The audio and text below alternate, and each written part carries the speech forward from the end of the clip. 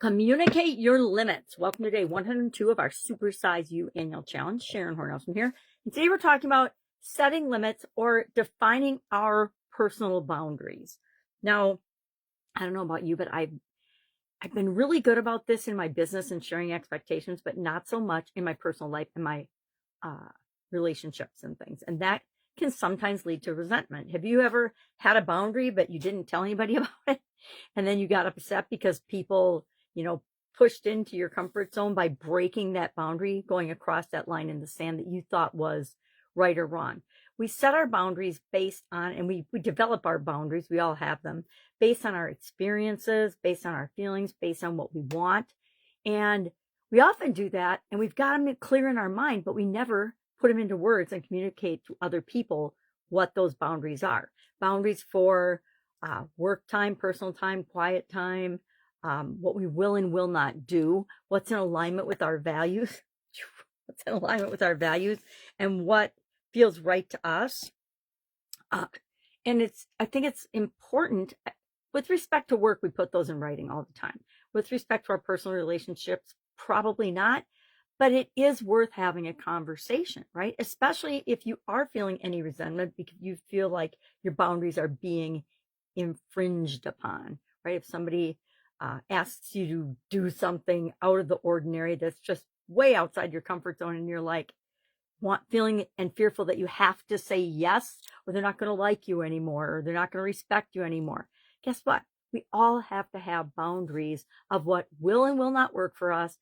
And mine are based on my core values. If it goes to support my core values, the answer may very well be yes. If it goes against any of my core values, core beliefs, core thoughts about my identity and things, then the answer is going to be no. And I've learned, we talked about this not too long ago, that no is a complete sentence.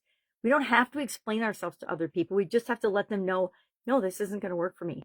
And there's this fear over, if I share my boundary, then I'm unkind or not flexible or not helping people to the best of my ability.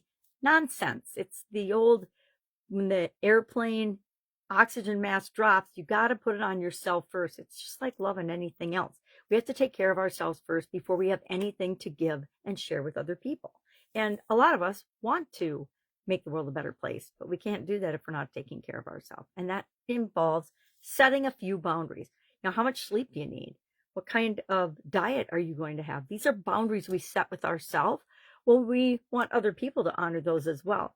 One of my biggest examples of this is whenever I would go on a diet in the past, and yes, I was one of those crazy yo-yo dieters, I would, in the conversation or at a meal or something, people would comment on what I was or was not eating.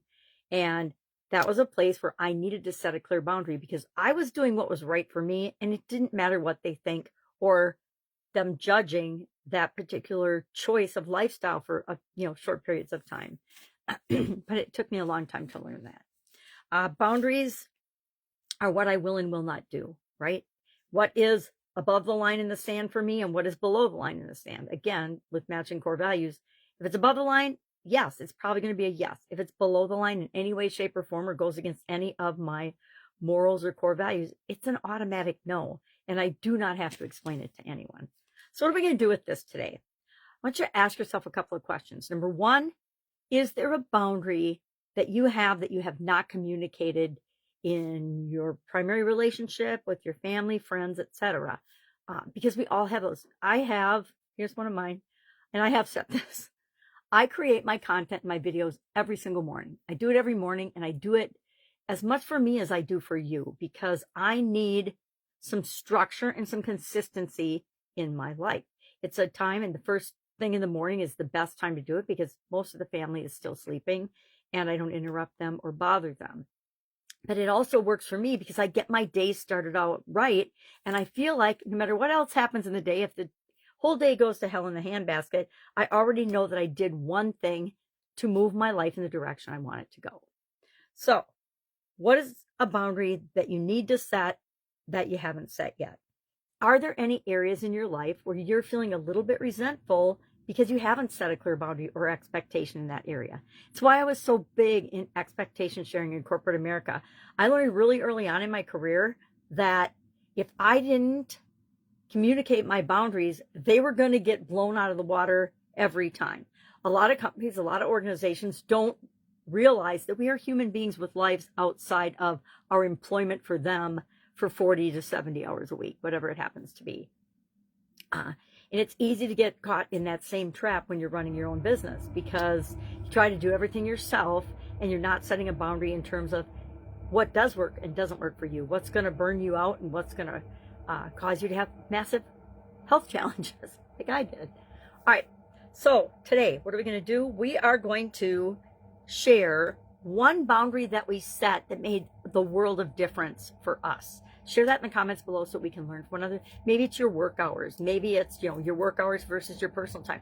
Hey, between this hour and this hour, I'm all about my job, my work, my profession, mine, etc. And then during these hours, my personal time hours, they are dedicated to my family. So we can be present in our life and not just running through our life. I did that for 20 years when my kids were growing up. And I actually regret it, because I missed out on so many incredible experiences with them, because I might have been there, but I was working or reading or answering, messages on the side, and I wasn't really present when I could have been and should have been, had I just made that a conscious choice and set a boundary.